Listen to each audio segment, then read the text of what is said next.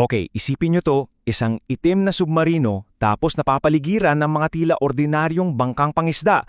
Tapos may 100 katao na naka-uniformeng forest green, lahat armado, lahat mukhang Chino at pilit na nagtatago.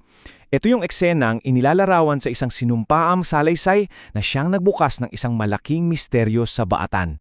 Ito yung pasabog na claim na nasa sentro ng buong kwentong to. At para malinaw, hindi lang to basta sabi-sabi ha. Ito ay isang sinumpaang testimonya galing sa isang Ramil Madriaga na nagsasabing siya mismo ang nakakita nito. So dito tayo ngayon. Dalawa lang ang posibleng kahulugan nito at grabe ang pagkakaiba. Ang mga allegation ba na to ay isa lang malaking gawa-gawang kwento? O eto ba yung sign ng isang seryosong banta sa ating national security na nangyayari na pala sa ilalim ng mga ilong natin? Para maintindihan natin yung bigat ng issue sa Bataan, kailangan nating i-zoom out ng kaunti. Kasi ang totoo, yung kwentong to, hindi ito bigla na lang sumulpot. Parang may mga iba pang piraso ng puzzle na kailangan nating tingnan. Tingnan natin itong timeline. Noong 2020, yan yung di umano'y submarine sighting sa Bataan. Fast forward to June 2024, nitong nakaraan lang, may nakumpirmang nadiskubre ng mga tunay na uniforme ng People's Liberation Army o PLA sa isang Pogo hub sa Pampanga.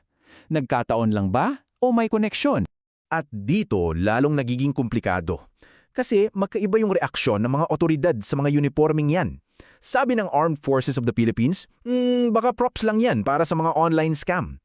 Pero para naman sa ilang senador, no way. Ito ay malinaw na ebidensya ng isang national security threat. Yung magkaibang pananaw na yan mismo ang nagpapakita kung gaano kaseryoso at kakomplikado ang usapang to.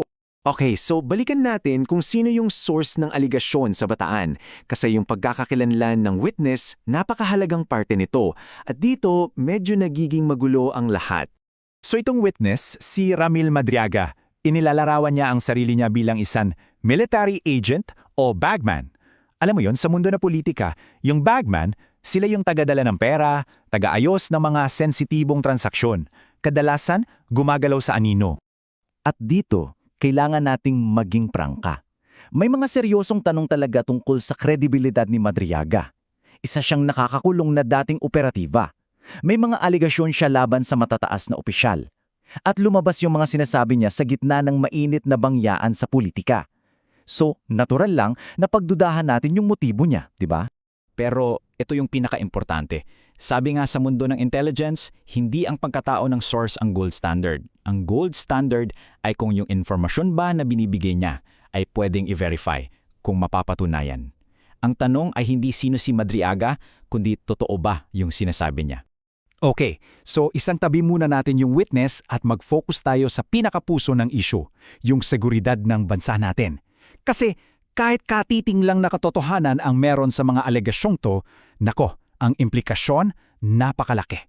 At hindi lang to puro salita ha, may sinasabing pisikal na ebidensya raw, 3 mobile phone. At sa loob daw ng mga phone na yan, may mga litrato. At get this, hindi nawawala yung mga phone. Nasa kustodya sila ng Manila Regional Trial Court Branch 21. Yung ebidensya, kung totoo man, andyan lang, naghihintay na silipin. So dalawa lang talaga ang pwedeng kalalabasan nito. Kung mali ang mga paratang, isang mabilis at transparent na investigasyon ang magpapatunay niyan at matatapos na ang usapan. Pero kung totoo yung mga to, grabe! Ibig sabihin, nahaharap tayo sa isang krisis kung saan may dayuhang puwersa militar na malayang nakakapasok sa sarili nating teritoryo.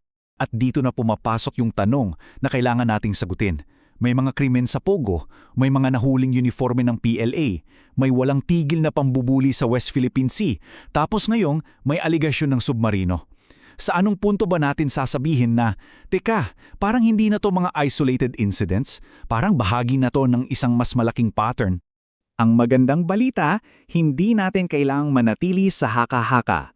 May mga malinaw at konkretong hakbang na pwedeng gawin para malaman ang katotohanan. Verifiable ang mga alegasyong ito.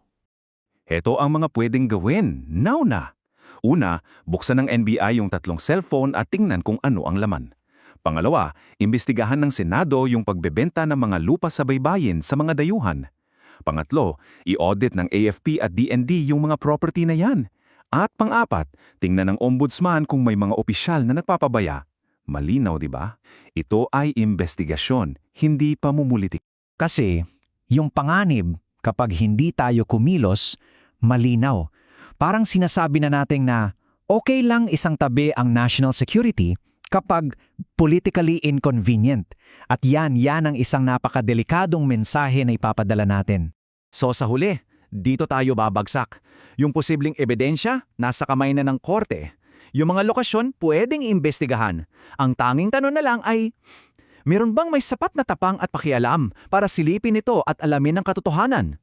Dahil ang soberanya natin, humihingi ng sagot.